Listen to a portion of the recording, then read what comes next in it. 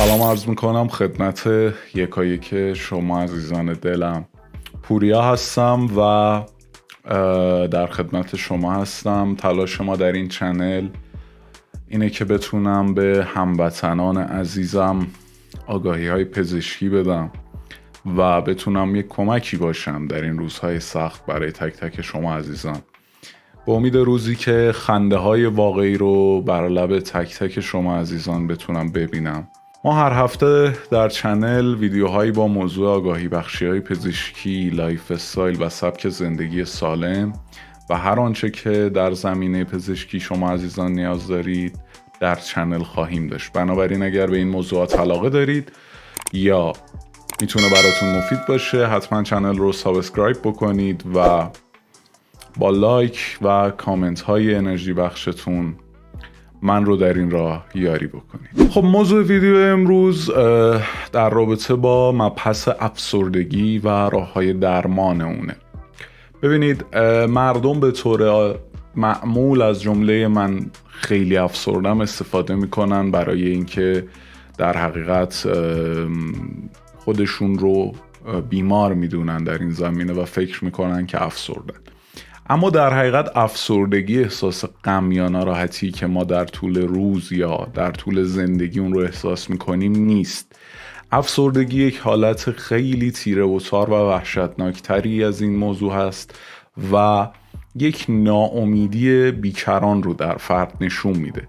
پس در حقیقت احساس ناراحتی ما که خیلی همون به نام افسردگی ازش یاد میکنیم در حقیقت افسردگی نیست. افسردگی یک بیماری روانی قابل درمانه. زمانی که در نگرش افراد تغییرات ایجاد شده باشه، ممکنه افراد افسرده تمایلی به درمان نداشته باشن و صرفاً با اون مبارزه بکنن. اما طبق تحقیقات انجام شده افرادی که به جای مبارزه و یا انکار افسردگی درمان رو انتخاب میکنن و تحت درمان قرار میگیرن، نتیجه های بسیار ثمربخش و خوبی رو از این قضیه میگیرن. پس پیشنهاد من اینه که اگر واقعاً به این بیماری که حالا توضیح خواهم داد در ادامه، نشانه هاش رو، تشخیصش رو و همه چیش رو، اگر واقعا فکر میکنید به این بیماری مبتلا هستید، حتما به یک پزشک روانشناس مراجعه بکنید و تحت درمان اصولی قرار بگیرید. اما همونجوری که خدمت شما عرض کردم، میخوام بهتون بگم که از کجا تشخیص بدید که به بیماری افسردگی دچار هستید یا نه. همونطور که ابتدای ویدیو گفتم، خیلی ها غم و ناراحتی رو با افسردگی برابر میدونن. این حقیقت نداره و همونجوری که گفتم افسردگی یک ناامیدی بیکران و یک حالت بسیار تیره و تارتریه.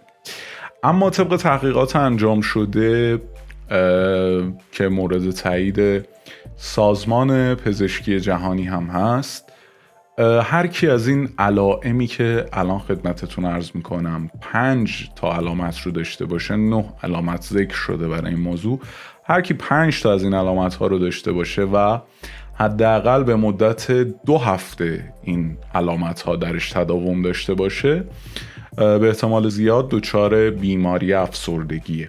اما خب یک چیزی رو که از اهمیت میدونم بگم اینه که شمایی که الان این ویدیو رو نگاه میکنید و روی این ویدیو تاچ کردید و دارید نگاه میکنید، به احتمال خیلی قوی به افسردگی یا حداقل افسردگی حاد دچار نیستید. برای اینکه یکی از عواملی که تعیین میکنه افسردگی رو یک ناامیدی خیلی بیش از حدی است. بنابراین کسی که به حتی درمان افسردگیش امیدواره، میشه تا حدود زیادی این تشخیص رو داد که افسردگیش یا در مرحله خفیفه و یا اصلا دچار این بیماری نیست و این یک تلقینه. اما بریم سراغ این 9 نشانه‌ای که نشون میدن شما این بیماری رو دارید یا خیر. وجود غم در بخش عمده‌ای از روز، کاهش قابل ملاحظه علاقه شما نسبت به تمام فعالیت‌های روزانه، تغییر در اشتها یا وزن، حالا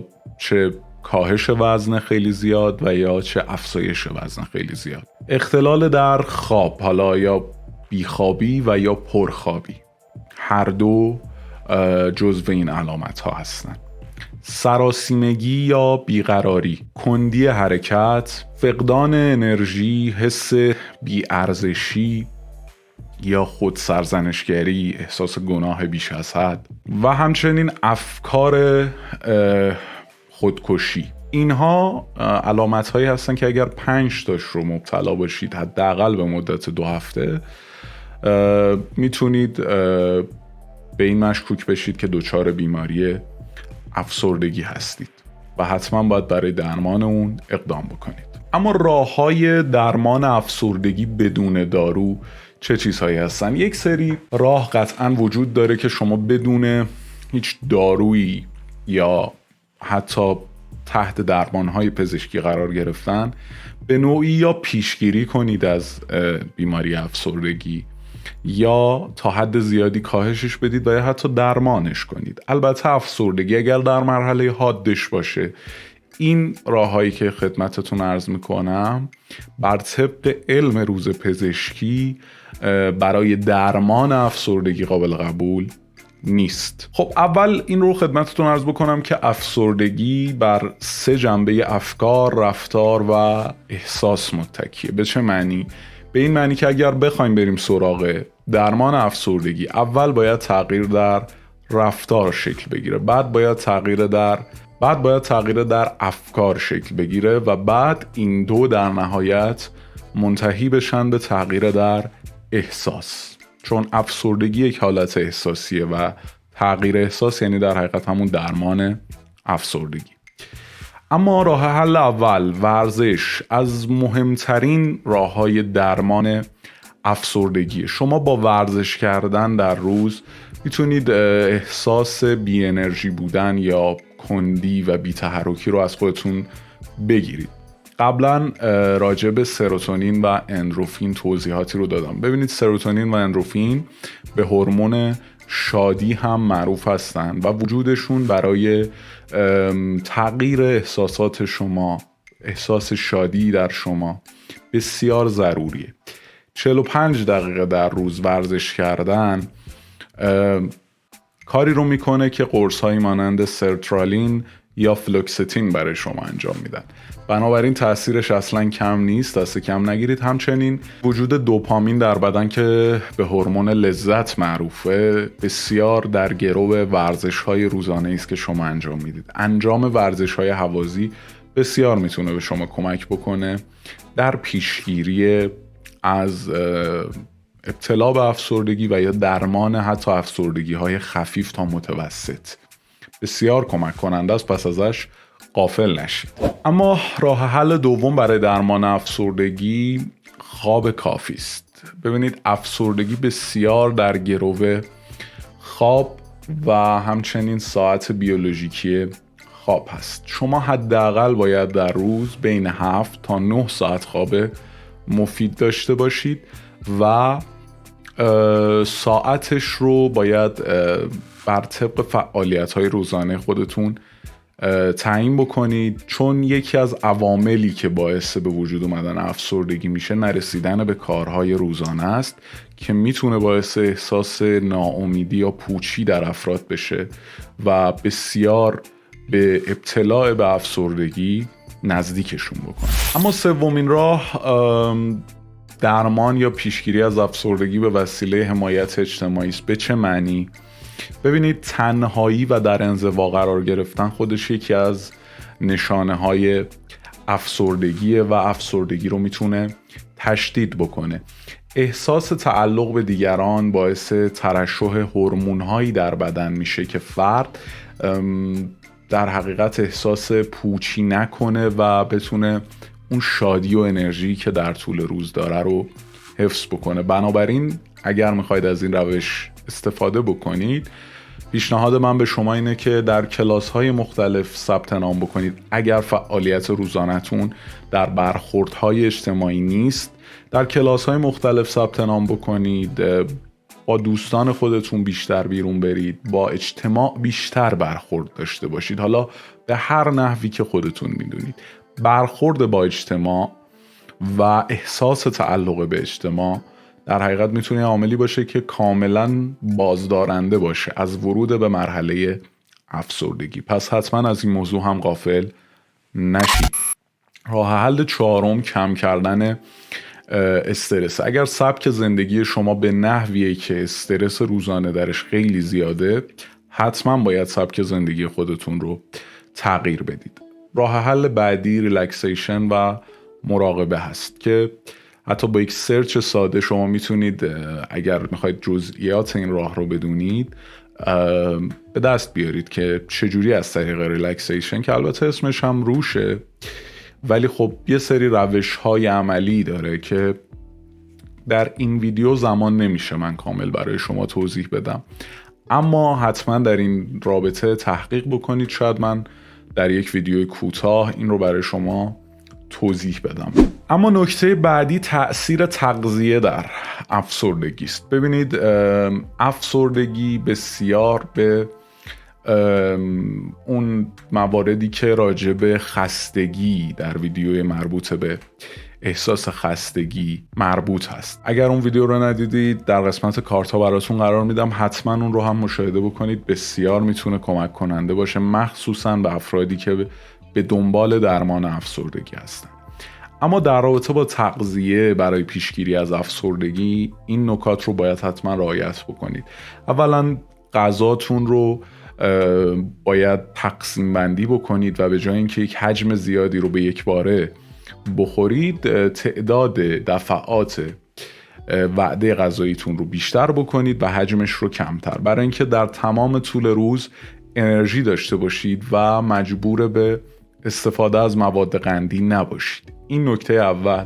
نکته دوم این که کربوهیدرات ها مثل غلات، نان بسیار بسیار جایگزین بهتری برای مواد قندی هستن. بنابراین اگر در طول روز مصرف قند یا مواد قندی دارید، حتما اون رو جایگزین بکنید با کربوهیدرات ها، مخصوصا اگر در خودتون احساس افسردگی میکنید. و همچنین یه تحقیق تایید نشده اما تا حدود زیاد درستی این رو بیان میکنه که خوردن یک سری غذاها مثل بوقلمون که حاوی سروتونینه و همچنین امگا 3 که در ماهی‌هایی مثل سالمون وجود داره، فولیک اسید در غذاهایی مثل اسفناج و همچنین ویتامین د در خوراکی‌هایی مثل شیر بسیار میتونن کمک کننده باشن برای پیشگیری و حتی درمان افسردگی. اما عامل هفتم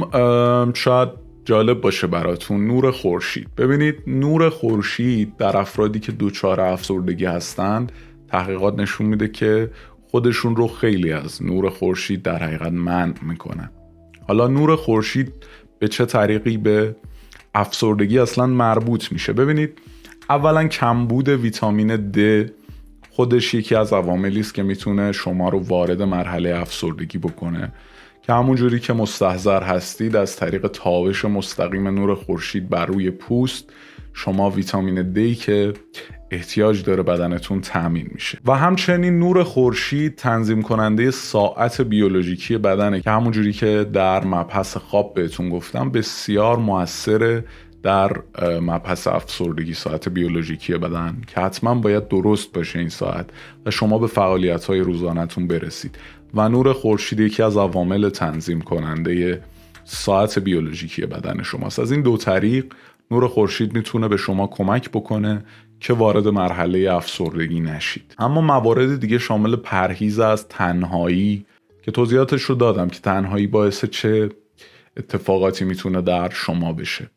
اینکه در جمع خانواده، در جمع دوستان و در جمع اجتماع باشید بسیار اهمیت داره. همچنین توقف افکار بیهوده و همچنین دیگر مواردی شامل ماساژ یا بهبود افسردگی از طریق موسیقی و مواردی از این قبیل هست که اینها راه‌های درمان افسردگی بدون دارو یا دستگاه‌های پزشکی و پروسه‌های پزشکی هستن در کل. اما شاید براتون این موضوع جالب باشه که راه‌های درمان افسردگی از طریق پروسه‌های پزشکی رو هم بدونید که من در اینجا به شما این راه‌ها رو معرفی خواهم کرد. راه اول روان درمانی هست که شامل حرف زدن و یادگیری یک سری تکنیک ها و همچنین خودشناسی میشه که پزشک متخصص و روانشناس این رو انجام میده و معمولاً طی 45 تا 50 جلسه انجام میشه که خب این در حقیقت درمان اولیه افسردگی. یعنی شما اگر اقدام بکنید برای درمان، روان درمانی مرحله اولی است که بر روی شما اجرا و پیاده سازی خواهد شد. اما درمان به وسیله RTMS شامل یک سری کویل هایی هستن که در فاصله نزدیک از هم قرار میگیرن و یک سری امواجی رو ساطع میکنن که از طریق پروتکل هایی که پزشک بر حسب نوع بیماری فرد و حد افسردگی فرد تعیین میکنه، این امواج در حقیقت به فرد بیمار ساطع میشن که درمانی است که بسیار بسیار مفیده و بدون اثرات جانبی خاصی هست و مورد تایید سازمان غذا و داروی آمریکا هم قرار گرفته. این روش درمان با RTMS معمولاً بین 20 تا 30 جلسه انجام میشه و هر جلسه در حدود 20 دقیقه طول میکشه. جالبه بدونید که این روش با استفاده از تکنولوژی و تأثیر این امواج بر روی افکار شما کار میکنه و یکی از جالبترین و بهترین روش‌های درمان افسردگی هستش. اما مورد بعدی که مشابه شاید RTMS هست اما در مقیاس بسیار بزرگتر و شاید عوارض جانبی بیشتر، استفاده از الکتروشوک هست. الکتروشوک هم از طریق تکنولوژی به درمان افسردگی در حقیقت کمک میکنه. اما به چه صورت؟ ببینید، اولا باید بدونید که الکتروشوک معمولا خط آخر درمان افسردگی است و گزینه اول هرگز نیست. یعنی دیگه زمانی که معمولا از درمانهای دیگه ناامید میشن سراغ این درمان میان. اما به چه صورته؟ ببینید، با استفاده از عبور امواج الکتریکی از مغز فرد بیمار تا حدی که دچار تشنج بشه. این درمان خیلی جالبه. به وسیله پزشک این کار انجام میشه. یعنی امواج الکتریکی در حقیقت از مغز عبور میکنن و باعث تشنج فرد میشن و از این طریق به درمان افسردگی بیمار کمک میکنن. اما این روش احتیاج به بیهوشی عمومی داره و در موارد بسیار خاص و نادر توسط روانپزشک تجویز میشه. اما روش بعدی که امروزه شاید محبوب تر هم شده بین روانشناسان کتامین تراپیه. کتامین یک داروی بیهوشیه که اثرات بسیار جالبی در زمینه درمان افسردگی داره. زمانی که شما کتامین رو تزریق میکنید، حتی گزارش ها حاکی از اینه که تا 1 الی 2 ساعت بعدش اثرات بسیار شگفت‌آوری رو در فرد میبینیم و باعث ایجاد حالت سرخوشی و از بین رفتن افکار بیهوده در فرد میشه و از این طریق میتونه به درمان افسردگی بسیار کمک بکنه. خیلی سریع اتفاق میفته. اما موضوعی که در رابطه با این درمان هست اینه که درمان کتامین تراپی یک درمان میشه گفت شاید از نظر من بیهوده است، چرا که در طولانی مدت نمیتونه به فرد افسرده کمک بکنه برای درمان و بلکه طی دوره هایی که مصرف میشه مثل مواد مخدر عمل میکنه و فقط تو همون دوره‌ای که مصرف میشه فرد افسرده رو از افسردگی دور نگه میداره. بنابراین من خودم با این روش خیلی موافق نیست. اما خب روشی است که داره در علم پزشکی روز دنیا انجام میشه و خواستم بهتون معرفی بکنم و فقط آشناییت داشته باشید با این روش. اما روش آخر رایحه درمانی یا آروماتراپی هست که در این روش از روغن‌های معطری مثل استخوان‌دوس یا نعنا یا رزماری یا ریحان یا مریم گلی استفاده میشه به صورت بخور یا ماسک بر روی صورت افراد افسرده که بسیار تأثیر خوبی داره در درمان افسردگی خفیف تا متوسط. در کل به سلامتی خودتون خیلی اهمیت بدید، اما هیچ وقت حساسیت بیش از حد پیدا نکنید. کما اینکه خیلی از افراد فقط فکر میکنن که افسردن و این فکر ادامه پیدا میکنه تا زمانی که واقعا فرد رو وارد مرحله افسردگی میکنه. بنابراین نکته‌ای که در این ویدیو میخوام بهش تاکید بکنم اینه که در حین مراقبت از سلامتی هیچ وقت دچار وسواس نشید. امیدوارم هر جا هستید سالم و سلامت، به دور از افکار بیهوده و پر از انرژی باشید. تا ویدیوی بعدی، خدا نگهدار.